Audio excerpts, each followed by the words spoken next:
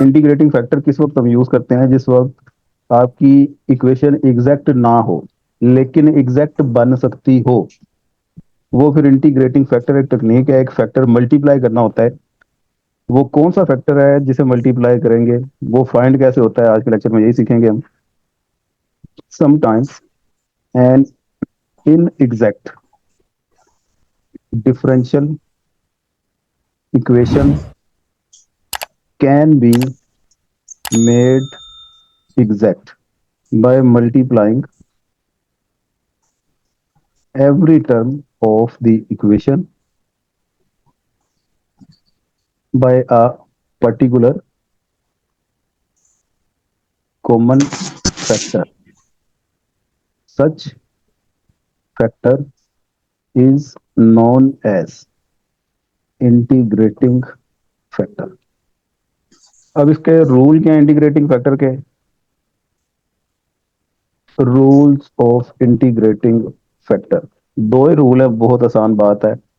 आपने ये दो फार्मूले याद कर लेने हैं, उनमें से क्वेश्चन देखते हुए कोई सा एक लगा लेना। 1/m, 1/m है तो करली n से स्टार्ट करना है, माइनस करली m/, और दूसरा बल्कि इज इक्वल टू, ये एक फंक्शन आपका y वाला है या t वाला है उसके इक्वल होगा। तो आपने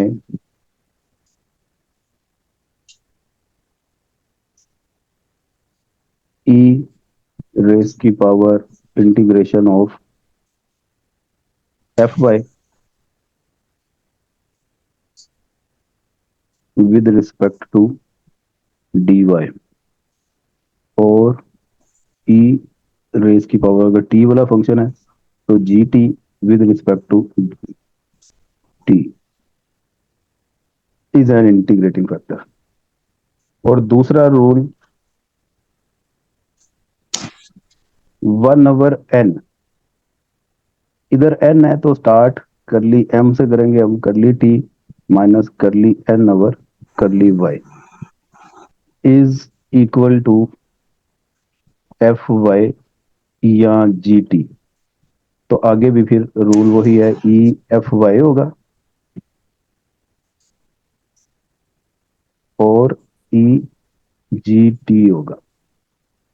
इंटीग्रेटिंग फैक्टर, दोनों में इंटीग्रेटिंग फैक्टर सेम है, बस आपने ये देखना है कि इक्वेशन ये वाली लगानी है या ये वाली लगानी है। वो कैसे पता चलेगा कौन सी लगानी है? जिसकी वैल्यू बड़ी होगी, इसका आंसर बड़ा है तो ये ऊपर वाला फार्मूला लगाएं, अगर तो इसका आंसर बड़ा है ये वाला फार्मूला लगाएं। बड़ी वैल्यू में से हमेशा छोटी वैल्यू माइनस करनी है क्योंकि इसका आंसर प्लस में होगा। समझे बात? जी sir. In exercise number 15.4, question number 2 का ए पार्ट। जी सर, शाम को। बस अपना सही, तुमने शॉर्टकट करके नाम लिखा हुआ है एस, समझे जो जी। 2t की power cube plus 1 dy plus 3y T square D T equal to 0। सबसे पहले तो ये चेक करना है इक्वेशन इज एग्जैक्ट आइडेंटिफाइड और नॉट। सोल्यूशन जी जल्दी से चेक करके बताइए इक्वेशन एग्जैक्ट आइडेंटिफाइड है कि नहीं है। एम किसके इक्वल है? सर एग्जैक्ट होगी। देखते हैं अभी, कैसे जुबानी जुबानी बता दिया। एम इसके इक्वल है। एन किसके इक्वल है? सर 3y t² के। तो आपने एम का डेरिवेटिव लेना है विद रिस्पेक्ट टू टी। जी सर, हम इसको मल्टीप्लाई नहीं कर लेंगे 2 को अंदर? मल्टीप्लाई कर ले बेशक या ना करें, 2 को मल्टीप्लाई भी करेंगे तो ये 6t² बनेगा। फिर हो जाएगा जी सर। और एन को करना है आपने with respect to by. Y. Sir exact नहीं आ रही। तो ये 3t², ये एग्जैक्ट नहीं है। इसका मतलब है इसे जी। एग्जैक्ट बनाना पड़ेगा पहले। तो ये curly M over curly T is not equal to curly N over curly Y. तो equation is not exact, it can be made, it can be, क्या लिखेंगे इसे? बनाई जा सकती है। Make exact make identify equation by multiplying integrating factor. अब वो इंटीग्रेटिंग फैक्टर कैसे फाइंड करना है वो फाइंड करने लगे हम। यहाँ से लिख लें जल्द, यहाँ तक जल्दी से प्रूव करेंगे। अब किसका आंसर भरा है, इसका क्या इसका? सर 6 बड़ा है। 6 भरा है, तो ये वाला फार्मूला लगेगा ना, वी n वाला 1/n into partial m। Can find integrating factor by the following.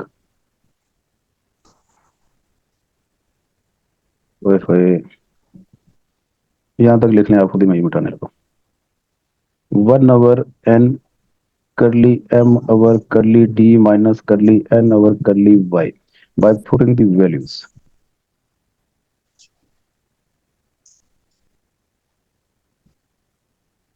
1/n क्या है जी? 1/3t²। 3/t²। 6t² minus 3t²। Okay हो गया। तो ये तो आ गया ना, इन दोनों को सोल्व किया तो आंसर क्या आया? 1/3/t² into 3t²। ये 3 इसे कैंसिल, ये t² इसे कैंसिल, क्या बचा? 1। 1/y। y किधर गया? ये दूसरी दफा तुम y खा गई हो, तीसरी दफा नहीं, आप इस तरह करना। यस अब सर। ये 1/y आ गया। अब आगे याद रखो, यहां से जरा ध्यान से समझ लो। इफ एफ वाई वो 1/y हो, then e integration F Y D Y. तो ये वाला ही हम रूल लगाएंगे ना, क्योंकि आंसर में y है, तो y वाला मैंने दो लिखवाए थे, या तो e G T into D T. ये वाला लग नहीं सकता क्योंकि हमारे पास आंसर में y आ रहा है, तो ये वाला चलाएंगे हम। समझे बात? Yes sir. हाँ, तो ये बन गया ई 1/y डी वाई। तो 1/y की इंटीग्रेशन क्या होती है? ln y। L N Y. और ई एल एन के साथ खत्म हो गया। फाइनली हमारे पास क्या बचा? y। तो ये इंटीग्रेटिंग फैक्टर है हमारा। ये इंटीग्रेटिंग फैक्टर नहीं है, इसकी इंटीग्रेशन लेके उसका एक्सपोनेंशियल लेंगे, जो भी रिजल्ट आएगा हमेशा वो इंटीग्रेटिंग फैक्टर होगा। याद रखी बात। जी सर। तो इसी इंटीग्रेटिंग फैक्टर को आपने पूरी इक्वेशन के साथ मल्टीप्लाई करना है, this. So y is our integrating factor.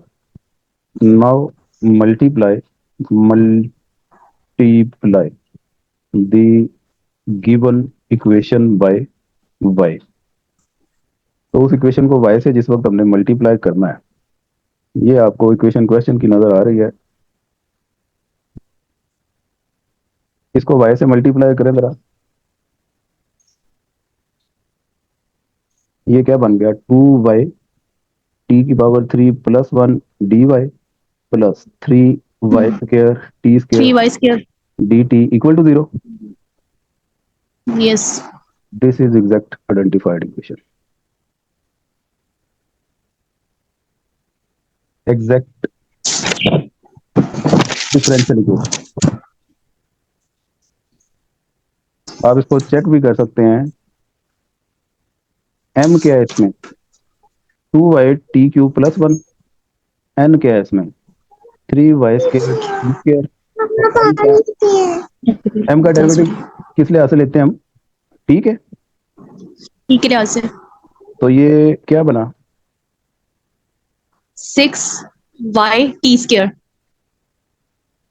और n का विद रिस्पेक्ट टू y लेते हैं, तो क्या बना? यस, ये भी 6y t² बना। तो एग्जैक्ट बन गई है। बन गई। डन जी। Yes sir. तो आपने एक्सरसाइज 15.4 का क्वेश्चन नंबर 2 उसके सारे पार्ट कर लेने हैं। ठीक सर। अब आपके पास अगर ये इक्वेशन हो, m dy plus n dt equal 0, आपको वो कहता है प्रूव दैट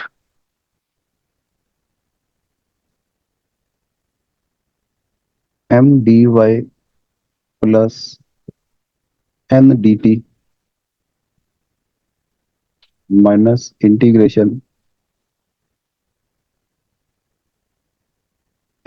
डी वाई, ये जो आपका इंटीग्रेशन बाय पार्ट का फार्मूला, ये प्रूव करना है आप।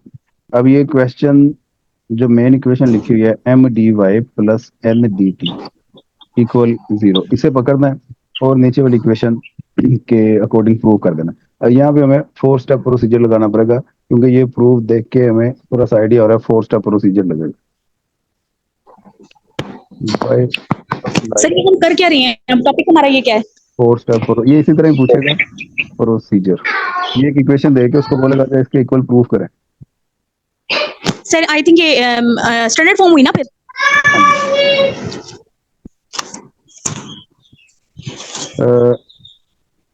स्टेप 1 क्या होता है बोला, अभी रिसेंटली करके आ रहे हैं आप, आपको पता होगा। Sir integration of M D Y plus F five T, Y T, five T is equal to M D Y plus psi T, ये हो गया आपका फाइव टी। स्टेप 1। उसके बाद स्टेप 2 में क्या करते हैं,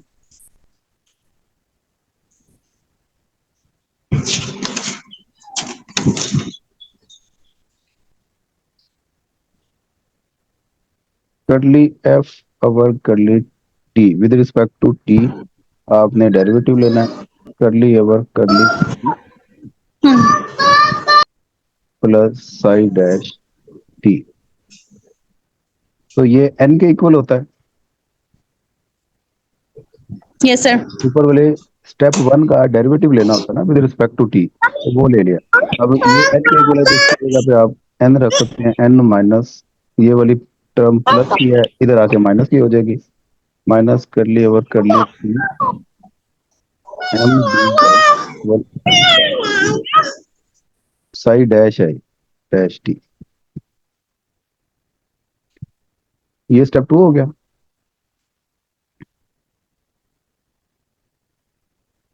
उसके बाद स्टेप 3 में क्या करते हैं भला,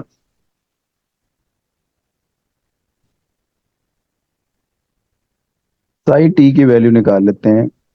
साई टी, इंटीग्रेशन ये हाँ जी, इंटीग्रेशन होती है Sai dash T D T. तो जब ये हमने किया, ऊपर ये साई डैश टी, इसकी वैल्यू निकाली, इसकी जगह पे हम ये पुट करेंगे, तो ये बन गया integration of N minus D over D T M D Y D T. तो ये आपका स्टेप 3 होता है, जिसमें साई टी का आपने आंसर निकाला है। और स्टेप 4 में क्या करते हैं,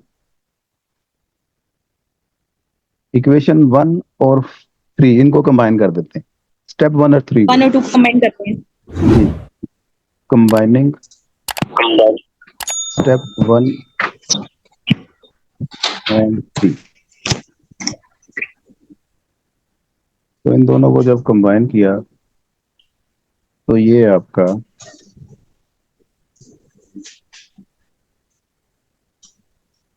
स्टेप 1 ये है। ये देखें क्या करने लगा, ये स्टेप 1 है, इसमें जो साई टी आ रहा है इसकी जगह पे अभी जो स्टेप 3 में वैल्यू निकाली है हमने, ये पुट करेंगे, इसे बोलते हैं कंबाइन कर। ये आपका एफ वाई टी इक्वल है M D Y plus N D T minus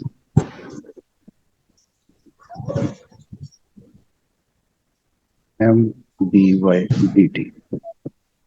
तो इसे किसी भी कांस्टेंट के इक्वल कर दें by this equation equal to any constant, जिसे आप सी कह दें।